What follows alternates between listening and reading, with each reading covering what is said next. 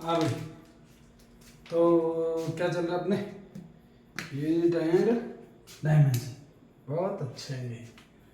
अपन ने क्या करी थी कल? डायमेंशन की चर्चा करी थी भाई। किसकी चर्चा करी थी? डायमेंशन की चर्चा करी थी। ठीक है, डायमेंशन में क्या यूज करते हैं अपन? एम, एल और टी यूज करते हैं। क्या यूज करते हैं? एम, एल और टी। एम किसके लिए है भाई? मास के लिए है। एल किसके लिए है? लेंथ के लिए है। और टी किसके लिए है? टाइम के लिए। किसके लिए भाई? टाइम के लिए। ठीक है, कोई समस्या नहीं है। अच्छा, मैंने एक सवाल दिया था, क्या? देखो, अगर मैं तुमसे पूछूं कि what is the dimension of force, तो क्या निकाली थी? एम इंटू ए मास इंटू वेलोसिटी मीटर में अपॉन सेकेंड स्क्वायर। तो केजी का मतलब m1, मीटर का मतलब l1 और नीचे t2। ऊपर जाएगा आंसर आएगा m1 l1 t minus two. m1 l1 t minus two. ठीक। अच्छा, अगर मैंने तुमको लास्ट लेक्चर में दिया था कि भाई एनर्जी की या वर्क की डायमेंशन निकाल के लाना। वर्क होता क्या है? फोर्स इनटू डिस्प्लेसमेंट होता है कि नहीं होता है? फोर्स इनटू डिस्प्लेसमेंट, सही बात है। फोर्स क्या होता है भाई? Mass into acceleration into displacement. ठीक, मास का क्या हो जाएगा? केजी। एक्सेलरेशन का क्या हो जाएगा? मीटर पर सेकेंड स्क्वायर। और डिस्प्लेसमेंट का हो जाएगा मीटर। तो KG metre square upon second square equal to KG. अच्छा, केजी का m1, मीटर स्क्वायर का l2 और सेकेंड का t2, ये ऊपर जाएगा। तो m1 l2 t minus two, ये हो जाएगी तुम्हारे वर्क की डायमेंशन। ठीक, यही डायमेंशन किसकी रहेगी? एनर्जी की। किसकी रहेगी भाई? एनर्जी की सेम डायमेंशन रहेगी। क्या रहेगी भाई? सेम डायमेंशन रहेगी। ठीक, अब एक नोट लगाओ। क्या लगाओ भाई? नोट लगाओ। नोट में क्या लिखोगे कि न्यूमेरिकल वैल्यू जो भी होती है, न्यूमेरिकल वैल्यू जैसे 1 हुआ, 2 हुआ, 4 हुआ, 6 हुआ, है ना, इनकी डायमेंशन नहीं होती। इनकी क्या नहीं होती भाई? डायमेंशन नहीं होती। ठीक है, न्यूमेरिकल वैल्यू जैसे 1, 2, 1, ये इस तरह की अगर मान लो कहीं पर तुमको नंबर दिखे तो इनकी डायमेंशन नहीं होती। आई बात समझ में? ठीक, ध्यान रहेगा। पहली चीज तो ये। दूसरा एक इंपॉर्टेंट नोट लिखो। क्या? देखो, अब तक अपन ने जो पढ़ा उसमें क्या था कि जिसकी अपन को यूनिट पता है उसी की डायमेंशन निकलती है। ये अब तक अपन को पता लगा, सही बात है। जैसे मास की यूनिट केजी, इसकी डायमेंशन m1।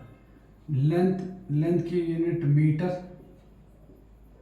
इसकी डायमेंशन l1। ठीक है, आई बात समझ में? ये अपन को पता लगा। लेकिन ऐसा हमेशा होगा ऐसा जरूरी नहीं है। मतलब कुछ यूनिट ऐसी होती है जिनकी डायमेंशन नहीं होती। जिनकी क्या नहीं होती? डायमेंशन नहीं होती। जैसे मान लो स्टेटमेंट क्या बोला जाएगा कि हर यूनिट की डायमेंशन हो ऐसा जरूरी नहीं है। ऐसा जरूरी नहीं है। लेकिन अगर आपके पास डायमेंशन है, अगर आपके पास क्या है? डायमेंशन है तो यूनिट निकाली जा सकती है, तो यूनिट निकाली जा सकती है। आई बात समझ में कि नहीं आई? तो हमें स्टेटमेंट क्लियर है कि कुछ यूनिट ऐसी होती है जिनकी डायमेंशन होती है, जिनकी डायमेंशन, अच्छा, कुछ यूनिट ऐसी होती है जिनकी डायमेंशन नहीं होती, ठीक है, लेकिन जिनकी डायमेंशन होती है उनकी यूनिट निकाली जा सकती है। आई बात समझ में? ये स्टेटमेंट इंपॉर्टेंट है कि जरूरी नहीं है कि जिसकी यूनिट हो उसकी डायमेंशन भी हो, ऐसा जरूरी नहीं है। आई बात समझ में? ये बात क्लियर है कि कुछ यूनिट ऐसी होती है जिनकी डायमेंशन नहीं भी होती है, लेकिन जब डायमेंशन अपने पास होती है तो अपन उसकी क्या निकाल सकते हैं? यूनिट निकाल सकते हैं। आई बात समझ में? क्या निकाल सकते हैं भाई? यूनिट निकाल सकते हैं। अब सवाल ये है कि ऐसी कौन सी यूनिट है जिसकी डायमेंशन नहीं है, जिसकी क्या नहीं है? डायमेंशन नहीं है, ठीक। तो एक हेडिंग लगाओ, प्लेन एंगल। हेडिंग लगाओ प्लेन एंगल, ठीक है। हेडिंग लगाओ प्लेन एंगल।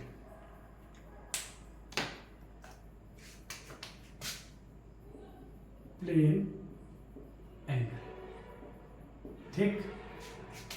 तुम सबने ग्राफ तो पढ़ा ही होगा, 10th क्लास में पढ़े थे। ग्राफ सबने पढ़ रखे हैं भाई कि भाई एक एक्सिस होती है x, एक होती है y, इसके बीच में कोई ग्राफ बनाते हैं, ठीक। इस ग्राफ के अंदर ये जो एरिया है इसको बोलते हैं अपन प्लेन। क्या बोलते हैं भाई? इसको क्या बोलते हैं? प्लेन बोलते हैं। इसका मतलब सबसे पहली चीज तो प्लेन क्या हुआ? Which consist to axis, which consist to axis, ठीक है।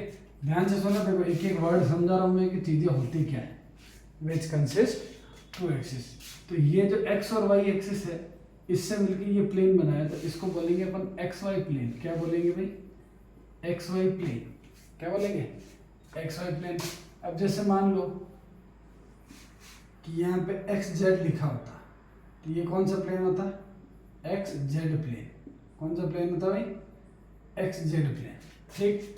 अगर मान लो तुमको 3D में देखना है, तो अगर मान लो ये ऐसा दिया हुआ होता, एक्स वाई और जेड, एक्स वाई और जेड, तो ये जो प्लेन होता है ये होता एक्स वाई प्लेन,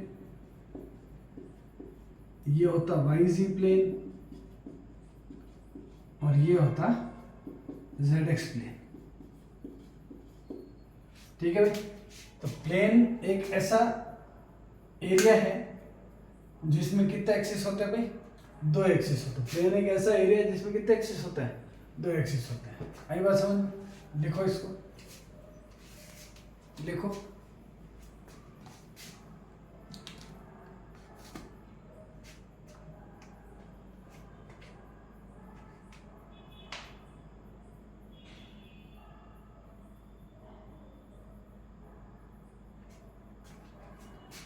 ठीक है, ठीक है भाई। अब देखो, अगर इस प्लेन में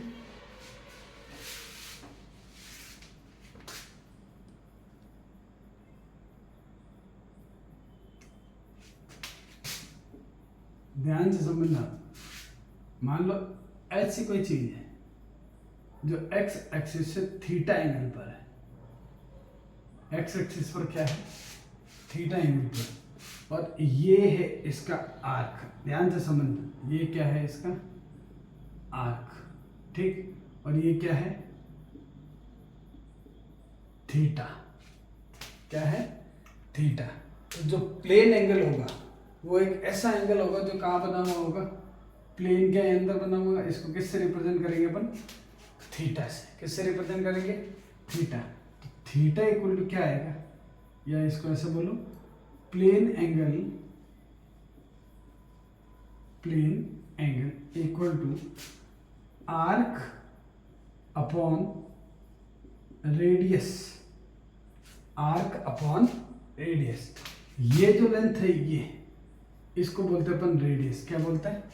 इसको बोलते हैं अपन रेडियस। और ये जो कर्व सरफेस है, इसको बोलते हैं अपन आर्क। आई बात समझ? तो प्लेन एंगल का फॉर्मूला क्या हुआ? Arc upon radius. ध्यान से सुनते जाने लगा। आर्क जो है वो एक लेंथ है। क्या है भाई? लेंथ है। तो किस में मेजर होगी? लेंथ में मेजर होगी। ठीक। रेडियस भी क्या है? एक तरह की लेंथ है। तो लेंथ से लेंथ कट जाएगी। तो ध्यान से देखा जाए तो एक तरह से इसकी कोई यूनिट नहीं है। क्या नहीं है? यूनिट नहीं है। ठीक। अगर यूनिट नहीं है तो इसकी डायमेंशन भी नहीं होगी। ध्यान से सुनना, ठीक है? तो फिर इसकी क्या नहीं होगी? डायमेंशन भी नहीं होगी। लेकिन ऐसा नहीं है। जो प्लेन एंगल है, इसकी जो यूनिट आएगी वो आएगी रेडियन। क्या आएगी भाई? रेडियन। थीटा किससे रिप्रेजेंट करेंगे? रेडियन से रिप्रेजेंट करेंगे। किससे रिप्रेजेंट करेंगे? रेडियन से। लेकिन लेंथ से लेंथ कटने की वजह से इसकी डायमेंशन नहीं होगी। तो इसकी जो डायमेंशन होगी, नहीं होगी। क्या नहीं होगी भाई? डायमेंशन नहीं होगी। तो प्लेन एंगल एक ऐसी क्वांटिटी है जिसकी यूनिट तो है, लेकिन क्या नहीं है? डायमेंशन नहीं है। क्या नहीं है? डायमेंशन नहीं है। इसका मतलब it is a dimension less quantity. कैसे क्वांटिटी है भाई? Dimension less. इसलिए मैंने अभी थोड़ी देर पहले क्या बोला था कि जरूरी नहीं है कि हर यूनिट की डायमेंशन हो, लेकिन हर डायमेंशन की यूनिट होगी, ये जरूरी है, ये होगा, कंपल्सरी है। आई बात समझ में कि नहीं? है ना? उतारे इसको। तो अगर तुमसे एग्जाम्पल पूछे कि what is the example of a quantity which have unit but dimensionless, तो क्या बताओगे? प्लेन एंगल बताओगे। क्या बताओगे भाई? Plane angle. आई बात समझ में? है ना? ठीक है, ये तो एक हो गया। ऐसी बहुत सारी क्वांटिटी है अपने पास, ऐसी बहुत सारी चीजें हैं। ठीक है, अभी अपना स्टार्टिंग है, इसलिए अपन क्या है कि धीरे धीरे आगे बढ़ेंगे, अब उनको पता लगता रहेगा। दूसरा लिखो सॉलिड एंगल। दूसरा लिखो सॉलिड एंगल। ठीक, तुमने केक तो काटा ही होगा, काटा कि नहीं काटा? केक के अंदर से ये जो पीस निकलता है, यहां जो एंगल बना है यहां, इसको बोलते हैं अपन सॉलिड एंगल। क्या बोलते हैं इसको? Solid angle. ठीक है, क्या बोलते हैं इसको? Solid angle. ठीक, ये जो है ये क्या है? इसकी सरफेस है भाई। केक का पीस काटते हैं, ऐसे पीस निकलता है, तो ये सरफेस आती है कि नहीं आती? और ये इसकी रेडियस है। तो जो सॉलिड एंगल का फॉर्मूला आएगा वो आएगा एरिया अपॉन रेडियस का स्क्वायर। एरिया अपॉन रेडियस का स्क्वायर। ठीक है, एरिया अपॉन रेडियस का स्क्वायर। ठीक, स्क्वायर की यूनिट क्या, एरिया की यूनिट क्या हो जाएगी भाई? एरिया की यूनिट क्या हो जाएगी?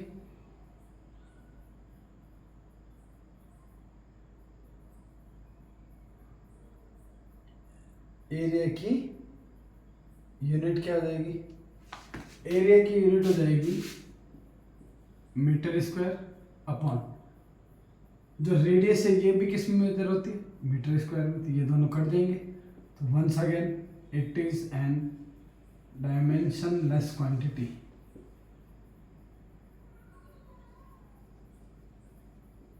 कैसी क्वांटिटी है भाई, डायमेंशनलेस क्वांटिटी। आई बात समझ में, कैसी क्वांटिटी है, डायमेंशनलेस क्वांटिटी। ठीक, इसको अपन लिखते हैं ओमेगा से। किससे लिखते हैं, ओमेगा से। तो ओमेगा इक्वल टू होएगा आर अपॉन रेडियस का स्क्वायर। ये क्या है, ओमेगा, क्या ये, ओमेगा। ठीक है, सिंपल है ये, सिंपल सा, इसमें कोई ज़्यादा दिक्कत वाली बात नहीं है। तो अपने पास दो ऐसी क्वांटिटी आ गई,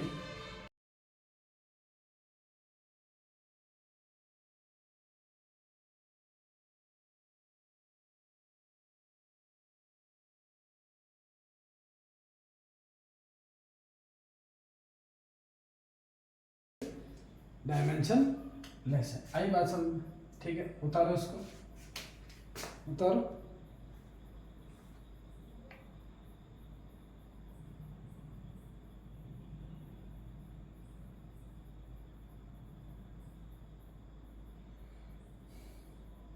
हाँ भाई,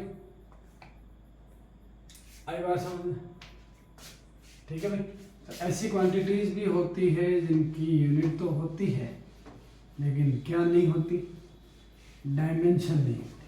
क्या नहीं होती भाई, डायमेंशन नहीं होती।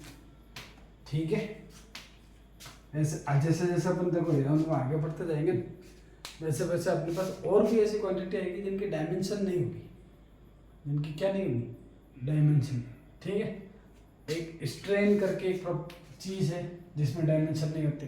ठीक है, तो ऐसे अपन आगे बढ़ेंगे जब अपने सामने आती रहेगी। ठीक है, अब देखो नोट लगा के कहीं साइड में लिखना, 2 pi equal to 360। 2 pi equal to क्या होगा, 360 होगा। 2 पाई इक्वल टू क्या होगा भाई, 360।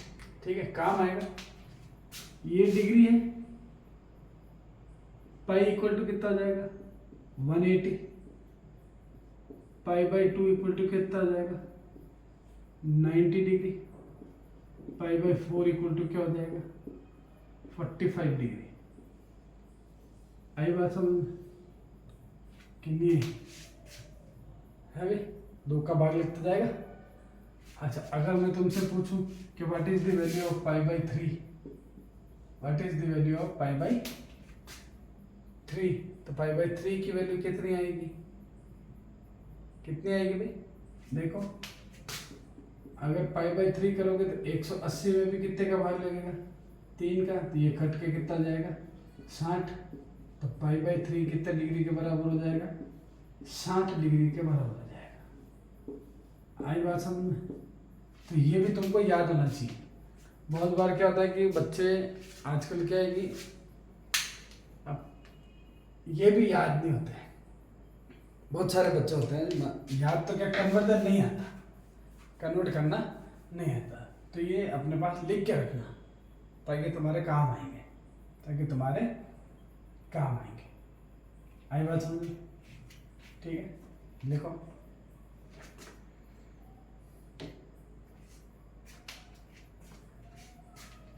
ठीक है,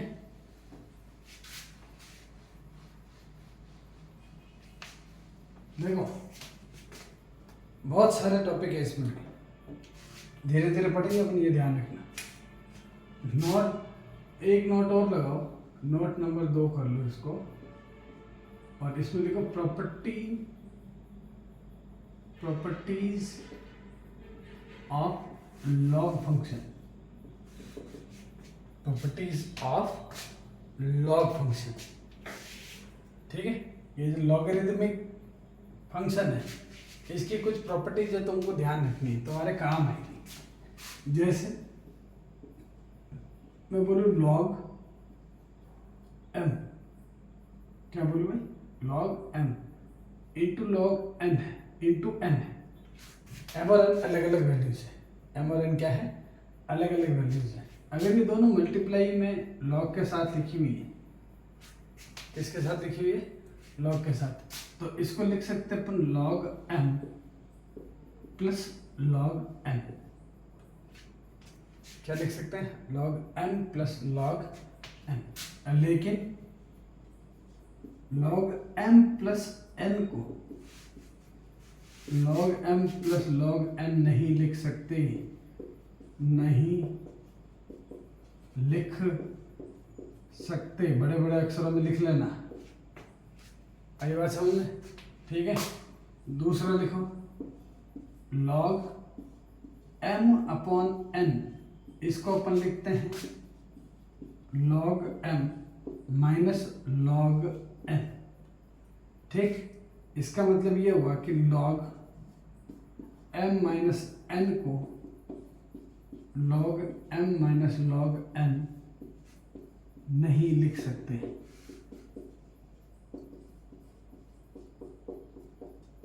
ठीक है, दो ये हो गई।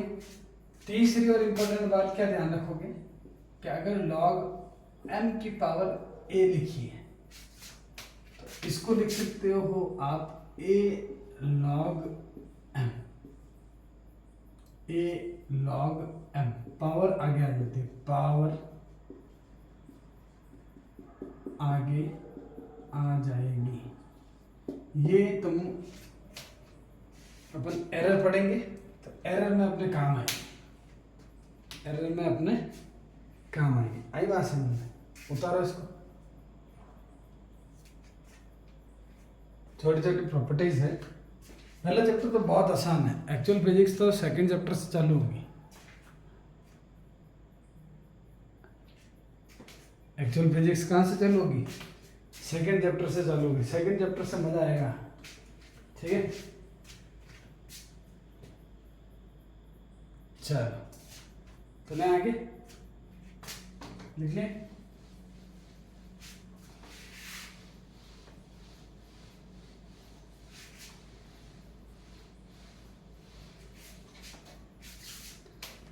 अब बात कर रहे हैं अपन किसकी, डायमेंशन की। किसकी बात कर रहे हैं भाई, डायमेंशन की। डायमेंशन में अपन ने जो कुछ इंपॉर्टेंट बातें लिखी, उसमें एक इंपॉर्टेंट बात क्या लिखी कि कोई भी जो न्यूमेरिकल वैल्यू है उसकी डायमेंशन नहीं होती। न्यूमेरिकल वैल्यू की क्या नहीं होती भाई, डायमेंशन नहीं होती है। आई बात समझ में। दूसरी इंपॉर्टेंट बात क्या लिखी है अपन ने कि ऐसा जरूरी नहीं है कि जिसकी यूनिट हो और उसकी डायमेंशन भी आ जाए, ठीक, लेकिन जिसकी डायमेंशन होगी उसकी यूनिट जरूर निकलेगी, ठीक है। कुछ ऐसी भी क्वांटिटीज है जिनकी यूनिट भी नहीं है, डायमेंशन भी नहीं है। जिनकी क्या नहीं है, यूनिट भी नहीं है, डायमेंशन भी नहीं है, मतलब यूनिट भी नहीं है, डायमेंशन भी नहीं है। कुछ की ऐसी है जिसकी यूनिट है लेकिन डायमेंशन नहीं है। लेकिन डायमेंशन अगर है तो यूनिट होगी, तो क्या होगी, यूनिट होगी। आई बात समझ में, ठीक। बात नेक्स्ट टॉपिक अपन पढ़ेंगे, नेक्स्ट लेक्चर में अपन पढ़ेंगे डायमेंशन का यूज करके अपन क्या क्या काम कर सकते हैं।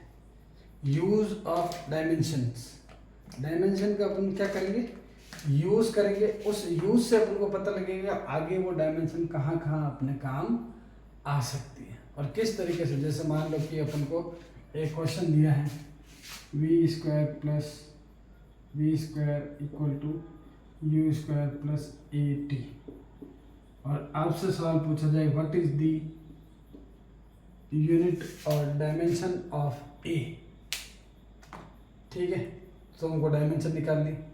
मान लो कि तुमको कुछ पैरामीटर दे दिए, मान लो टी दे दिया, जी दे दिया, ए दे दिया, और तुमको बोले कि इससे क्या निकालो, फॉर्मूला ड्राइव करो, फॉर्मूला डिराइव करो, तो आप डायमेंशन की यूज से फॉर्मूला डिराइव कर सकते हो, ठीक है। और क्या कर सकते हैं, और अपन कर सकते हैं भाई किसी इक्वेशन से वेरिएबल, किसी इक्वेशन से किसी भी वेरिएबल की अपन क्या निकाल सकते हैं, यूनिट और डायमेंशन निकाल सकते हैं। डायमेंशनल मेथड से फॉर्मूला डिजाइन कर सकते हैं और ये प्रूव कर सकते हैं, प्रूव कर सकते हैं कि फॉर्मूला सही है या गलत है, फॉर्मूला सही है या गलत है। जैसे मान लो मैं तुमको बोलूँ कि W equal to F into D होता है, इसको प्रूव करेंगे अपन किसकी हेल्प से, डायमेंशन की वजह से, हेल्प से, किसकी हेल्प से, डायमेंशन की हेल्प से, कि भाई ये इसी का, ये दोनों LHS इक्वल टू क्या है, RHS। आई बात समझ में, ठीक है। नेक्स्ट लेक्चर में मिलते हैं। Thank you.